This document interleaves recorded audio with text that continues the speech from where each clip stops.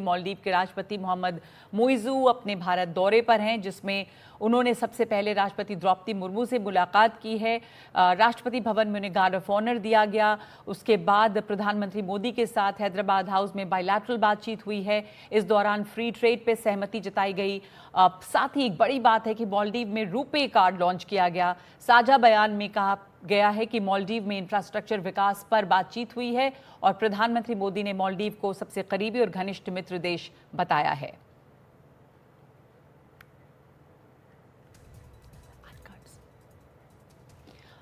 भारत और मालदीव के बीच पिछले दिनों काफ़ी तनाव भी रहा। आपको एक बार फिर से इस ग्राफिक के जरिए दिखा दें कि नवंबर 2023 की बात है, जब मोहम्मद मुइज़ू ने सत्ता संभाली थी और उस वक्त ये तनाव की शुरुआत हुई थी।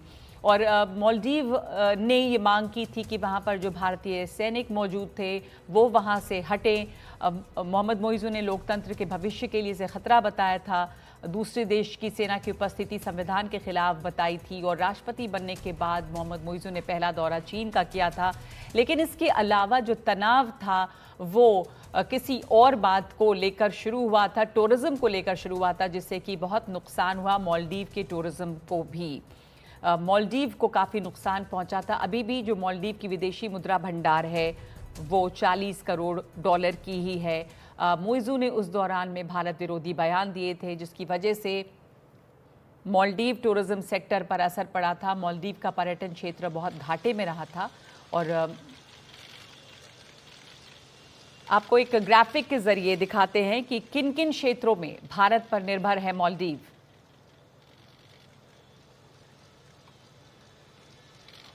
किन किन क्षेत्रों में भारत पर निर्भर है मालदीव। एमएनडीएफ की ट्रेनिंग के लिए लगभग 70% सामान भारत मुहैया कराता है। मालदीव का विदेशी मुद्रा भंडार सिर्फ 40 करोड़ डॉलर अभी है। एक वो दौर था जब कुछ भारत विरोधी बयान वहां पर आए थे और इन बयानों से मालदीव टूरिज्म पर भी बहुत असर पड़ा था और पर्यटन क्षेत्र घाटे में रहा था और कर्ज की मार झेल रहे मालदीव पर दबाव काफ़ी बढ़ गया था। लेकिन मालदीव और भारत का रिश्ता जो है वो बहुत पुराना रहा है। एमएनडीएफ की ट्रेनिंग के लिए 70% सामान भारत मुहैया कराता है। काफ़ी हद तक टूरिज्म सेक्टर जो है वो भारतीय सैलानियों पर टिका है। मालदीव एयरपोर्ट तैयार करने में भारत की भूमिका रही है। ग्रेटर माले कनेक्टिविटी प्रोजेक्ट है इसका सबसे बड़ा उदाहरण है। हमारे साथ इस वक्त दो मेहमान मौजूद हैं भारत मालदीव रिश्तों पर बात करने के लिए। राजीव भाटिया जो पूर्व राजदूत हैं और ब्रह्मा चलानी जो रणनीतिक मामलों के जानकार हैं।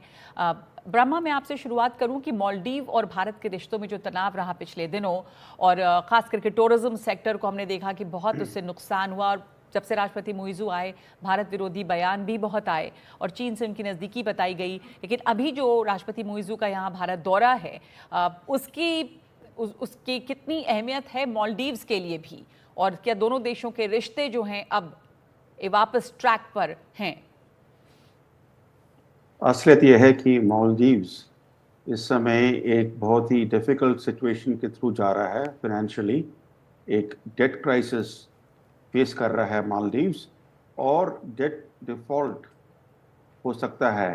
डेट डिफ़ॉल्ट होगा तो मालदीव्स की जो क्रेडिट रेटिंग्स है होगी वो ख़त्म हो जाएगी। तो वो मालदीव्स की जो प्रेसिडेंट हैं वो चाहते हैं कि भारत मालदीव्स को बेल आउट करे, क्योंकि अगर वो आईएमएफ जाते हैं तो आईएमएफ काफ़ी सारी कंडीशन लगाएगा मालदीव्स पर। अगर वो चीन जाते हैं तो चीन अपने ठोस कंडीशंस लगाएगा। सिर्फ एकमात्र सोर्स है मालदीव्स के लिए जो बिना कोई स्ट्रिक्ट कंडीशन से मालदीव्स को फाइनेंशियल एड दे सकता है। इंडिया ने पहले काफ़ी एड दिया है मालदीव्स को, करीब 1.4 बिलियन डॉलर्स का फाइनेंशियल सपोर्ट दिया है। और रिसेंटली भी जो स्टेट बैंक ऑफ इंडिया का जो एक बॉन्ड था मालदीव्स के लिए वो 1 साल के लिए दोबारा बढ़ा दिया गया उसका टर्म, जिससे मालदीव्स की जो फाइनेंशियल सिचुएशन है थोड़ी सी इम्प्रूव हो। मगर म्यूज़ी को अब काफ़ी सारे पैसे चाहिए, क्योंकि जो मालदीव्स का डेट है आने वाले महीनों में, अगले साल 600 मिलियन डॉलर का डेट रीपेमेंट है मालदीव्स के लिए। पैसा कहाँ से आएगा, क्योंकि उनके पास तो सिर्फ 400 मिलियन डॉलर्स हैं इस समय। और जो उनकी इंपोर्ट नीड्स हैं, इंपोर्ट नीड्स तो सिर्फ ये 400 मिलियन डॉलर्स तो सिर्फ डेट महीने की इंपोर्ट नीड्स सेटिस्फाई कर पाएगा ये इस तरह का रिजर्व। तो जो डेट रीपेमेंट होने वाली है उसके लिए मालदीव्स को पैसा चाहिए जी। और पैसा मांग रहे हैं भारत से। तो अभी उसके पहले जिस तरह का तनाव रहा था और भारत विरोधी बयान वहां पर बहुत आए और भारत विरोधी सेंटिमेंट देखा गया, बल्कि मालदीव की इंटरनल डोमेस्टिक पॉलिटिक्स जो है वहां पर दो खेमे नजर आए। राजीव भाटिया साहब, तो मालदीव और भारत के जो रिश्ते हैं वो कैसे एक दूसरे पर डिपेंडेंट है? भारत ने हमेशा मालदीव की मदद की है, सबसे पहले रिकग्नाइज करने वाले देशों में भी भारत रहा है। तो चीन के कंपैरिजन में भारत की क्या खास पोजीशन है? जहां तक मालदीव का सवाल है, भारत कैसे अलग है? इसमें कोई संदेह नहीं है कि भारत मालदीव्स के लिए बहुत महत्वपूर्ण भूमिका शुरू से अदा करता रहा है। कभी कभी बीच बीच में परेशानियां आ जाती हैं और उसका कारण यही है कि मालदीव्स की जो आंतरिक राजनीति है उसका एक अपना तरीका होता है। और इस समय जब राष्ट्रपति मुइज़ू पिछले साल चुनाव में जीते थे तो उस समय उन्होंने भारत के विरोध में कुछ बातें कही थी, मगर वो हम कह सकते हैं कि इसलिए कहा गया था क्योंकि वो चुनाव जीतना चाहते थे। अब जब से राष्ट्रपति बने हैं तब से भारत के साथ जो पड़ोसी संबंध हैं उसका एक अपना लॉजिक है, उसका अपना एक विवेक है, वो सामने आ गया है। और ये स्पष्ट हो गया है कि मालदीव्स की निर्भरता भारत के ऊपर बहुत ज़्यादा है और साथ ही साथ जो भारत के प्रयोजन है, भारत के जो इरादे हैं वो बहुत नेक है। और इसीलिए मैं तो ये कहूँगा कि आज का दिन एक दोनों देशों के संबंधों के लिए एक बहुत महत्वपूर्ण दिन है, क्योंकि आज जिस तरह से बातचीत हुई है और जिस तरह से कई समझौतों पर दस्तखत हुए हैं, उनमें विशेष रूप से जो comprehensive economic and maritime security partnership का विजन सामने रखा गया है जी। उससे मैं समझता हूं कि सभी लोग जो भारत और मालदीव के संबंधों को स्टडी करते हैं और जो साउथ एशिया की राजनीति को समझते हैं, उनको बड़ी प्रसन्नता होगी कि जो कुछ भी पहले विरोध आया वो आज समाप्त हो गया है और अब दोनों देश बहुत अच्छी तरह से आशावादिता से पूरी आशा के साथ भविष्य की ओर देख रहे हैं। ब्रह्मा, बहुत छोटा सा सवाल कि अब वो एंटी इंडिया सेंटिमेंट वहां पे माने कि सिर्फ डोमेस्टिक कंपल्शन था, पॉलिटिकल था, वो वही नहीं है ग्राउंड पे, और ये जो रूपे वहां पे लॉन्च किया गया वो उससे क्या फर्क वहां पे पड़ेगा, कितना इंपॉर्टेंट है वो?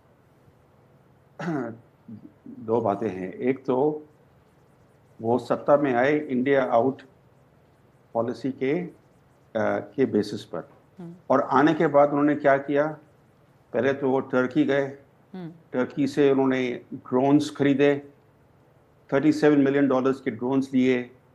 फिर वो चीन गए, चीन की मदद मांगी, चीन के साथ उन्होंने एक मिलिट्री पैक्ट साइन किया, और जो भारतीय ट्रूप्स थे मालदीव्स में, सिर्फ 76 ट्रूप्स थे, उनको एक्सपेल कर दिया।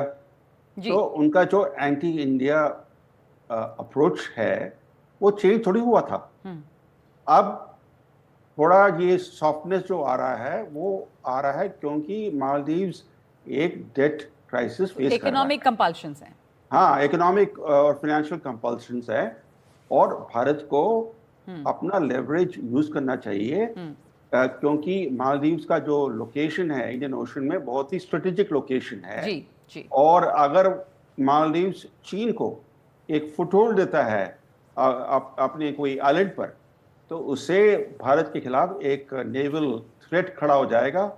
तो भारत को एड तो देना चाहिए, मगर एड अनकंडीशनल एड नहीं देना चाहिए।